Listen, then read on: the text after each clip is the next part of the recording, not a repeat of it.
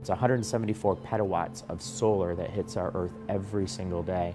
It's just an amazing amount of power, and this is one way to start harnessing some of that power and use it for transportation. I'm Mike Tinsky, and I'm the Director of Vehicle Electrification and Infrastructure at Ford Motor Company. Solar, which is, we call it PV or photovoltaic, has not only increased in its efficiency, but it's now gotten to a point where it's beginning to show economic viability, that we can actually power our vehicles, our plug-in hybrids like the C-Max Energy, on solar. In this particular case, we've taken about 1.5 square meters of solar PV and put it on top of our C-Max Energy, and it's called the C-Max Solar Energy Concept.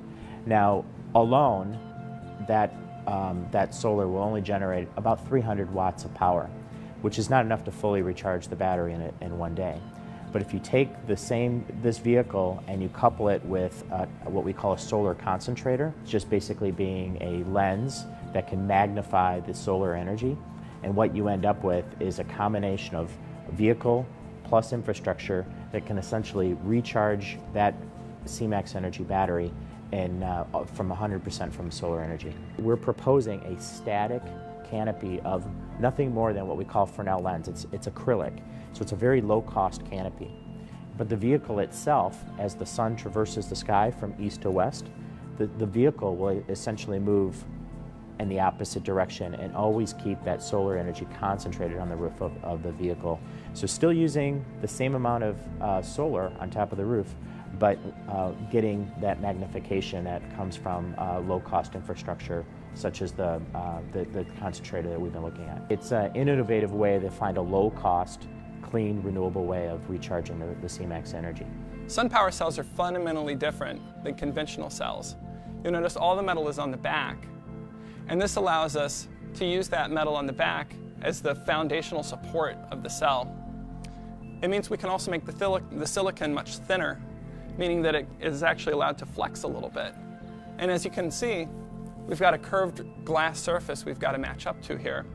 So the ability to bend is very good. Additionally, we have much higher power density than conventional cells. So that means out of the same space-constrained area, we can actually harvest 50% more energy than conventional cells could. I'm actually quite excited to work on this project because when I was a kid, all we would ever see when you mixed solar and cars was these small, very impractical cars that flew across the Australian desert. This project is extremely exciting because here we're actually taking real solar panels and we're adapting them to fit on top of a car. But it's not a lightweight car that's going to fly across the Australian outback. It's an everyday car that we could expect to see in the cities and on the highways. This solution, where you couple the infrastructure with the solar on the vehicle, essentially isn't reliant on a grid anymore. And so if you're in an area that doesn't have electricity either provided or a very unreliable source of electricity, this concept will still work. It's a freestanding concept. At Ford, we're really concerned about the environment. We're really concerned about sustainability, and this is a concept that could really improve that.